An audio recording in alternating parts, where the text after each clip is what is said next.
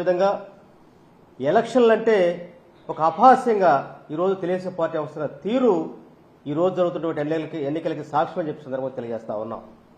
నిన్ననే వైఎస్ఆర్ కాంగ్రెస్ పార్టీ నాయకత్వం రాష్ట్రంలో అయితే ఈరోజు జరగబోయేటువంటి ఎన్నికల్లో టీడీపీ తెలుగుదేశం పార్టీ వాళ్ళ కూటమి అయితే ప్రలోభాలకి భయపెట్టి దాడులు చేసేదాన్ని గ్రహించి ముందుగానే నిన్న ఎన్నికల కమిషనర్ గారికి రిప్రజెంటేషన్ ఇవ్వడం జరిగింది.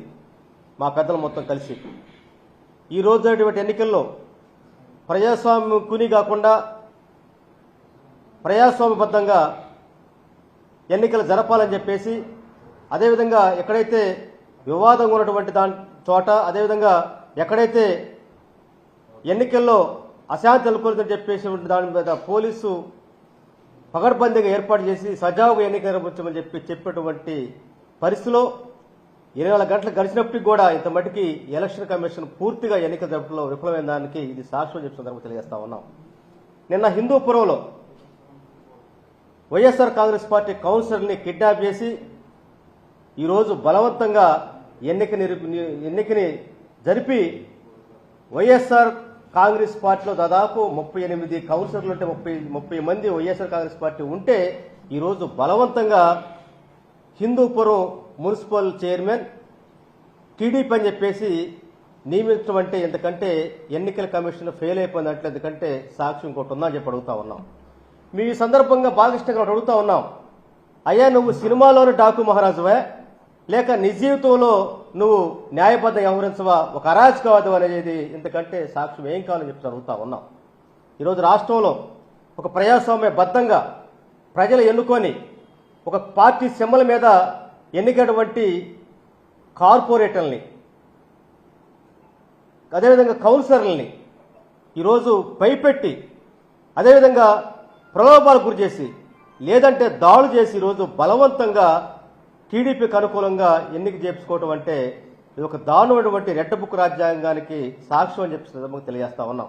వాళ్ళు చెప్పారు, మేము రాష్ట్రంలో రాజ్యాంగాన్ని అమలు చేయం, రెడ్ బుక్ రాజ్యాంగం అమలు చేస్తామని చెప్పిన దాన్ని తూసా తప్పక సూపర్ 6 అమలు చేయట్లే ఫెయిల్ అయ్యారేమో, కానీ రెడ్ బుక్ రాజ్యాంగం అమలు చేయడానికి 100% ఈరోజు వాళ్ళు ఈ ఎన్నికలో కూటమి ఏదైతే తెలుగుదేశం పార్టీ అక్రమాలకి అవినీతికి దాడులకు పాల్పడినటువంటి సంఘటన ఎన్నికల సాక్ష్యం చెప్పి తెలియజేస్తా ఉన్నాం. ఒక బీసీ మహిళ తిరుపతి మేయర్ అయినటువంటి మహిళ మీద దాడి చేసినటువంటి పరిస్థితి మనం చూసాం. వాళ్ళు మొత్తం కూడా ఎన్నికలు వెళ్తా ఉంటే ఆ బస్సులో ప్రయాణిస్తున్న మీద దాడి చేయటం అంటే ఈ రాష్ట్రంలో మహిళలకు భద్రత లేదనేది ఎందుకంటే సాక్ష్యం కావాలని చెప్పి తెలియజేస్తా ఉన్నాం. అదే క్రమంలో ఎంపీ గురుమూర్తి గారి మీద కూడా దాడి చేయబోయారు.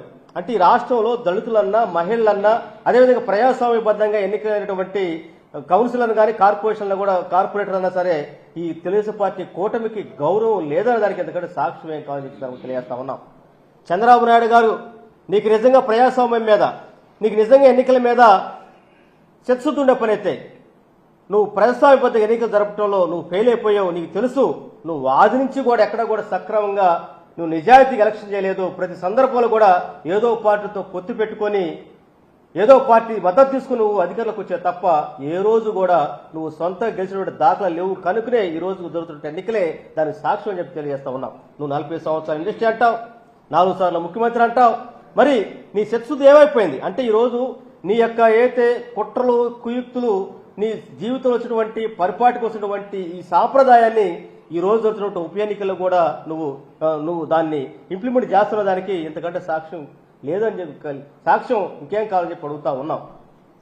చంద్రబాబు నాయుడు గారు అధికారులకు వచ్చిన విధాలైనా కూడా ఏదో సాయుధగా కత్తులు కూటి కాసిపడ్డట్టుగా వైఎస్ఆర్ కాంగ్రెస్ పార్టీ బ్యాలెట్ ఏదైతే సింబల్ మీద గెలిచినటువంటి వైఎస్ఆర్ కాంగ్రెస్ పార్టీ తరపున గెలిచినటువంటి వాళ్ళని లాక్కెళ్ళటం అంటే వైఎస్ఆర్ కాంగ్రెస్ పార్టీ బలపరిచినటువంటి వాళ్ళని నువ్వు ప్రలోభాలకి, అదేవిధంగా నువ్వు అదే దాడులు చేయటమే కాకుండా భయపెట్టమే కాకుండా వాళ్ళ ఆస్తుల మీద నువ్వు దాడులు చేస్తూ వాళ్ళని భయపెట్టి నీ కాలకాడ తెచ్చుకున్నావంటే నీకు ప్రజాస్వామ్యం పట్ల, అదేవిధంగా రాజకీయ వ్యవస్థ పట్ల, ఎన్నికల పట్ల నీకున్న చిత్తశుద్ధి ఏర్పడదని ఈరోజు అర్థమవుతోంది.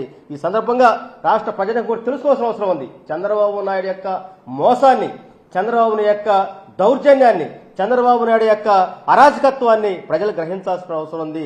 8 ఏళ్లలోనే మీ కూటమి గట్టెక్కలేని పరిస్థితి క్రమంలో ఈ రోజు అయితే సూపర్ 6 చేయలేకపోయి ప్రజలకైతే హామీలు ఇచ్చావో హామీలు ఇచ్చేటువంటి దాన్ని అమలు చేయడంలో ఫెయిల్ అయిపోయి డైవర్షన్ పాలిటిక్స్ లో భాగంగా నువ్వు ప్రభుత్వ యంత్రాంగాన్ని అడ్డం పెట్టుకుని పోలీసు వ్యవస్థను అడ్డం పెట్టుకుని ఈ రోజు స్థానిక సంస్థలటువంటి అయితే నగరపాలక సంస్థలు కావచ్చు, మున్సిపాలిటీ సంస్థలు కావచ్చు, వీటిలో నీకు బలం లేకపోయినా కూడా నువ్వు బలం పుంజుకునేటట్టుగా ఏదో ఏదో ఆపుని బలుపులాగా చూసేటువంటి విధంగా వైఎస్ఆర్ కాంగ్రెస్ పార్టీ తరఫున గెలిచినటువంటి వాళ్ళని లాక్కోవటం నువ్వు ప్రజాస్వామ్యబద్ధంగా వ్యవహరిస్తున్నావా లేదంటే ఒక అరాచకత్వానికి తావిస్తున్నావు ఈ సందర్భంగా తెలియజేస్తున్నావు. చంద్రబాబు నాయుడు గారు, నువ్వు ఇప్పటికైనా ఆలోచించి వయసు మళ్ళింది,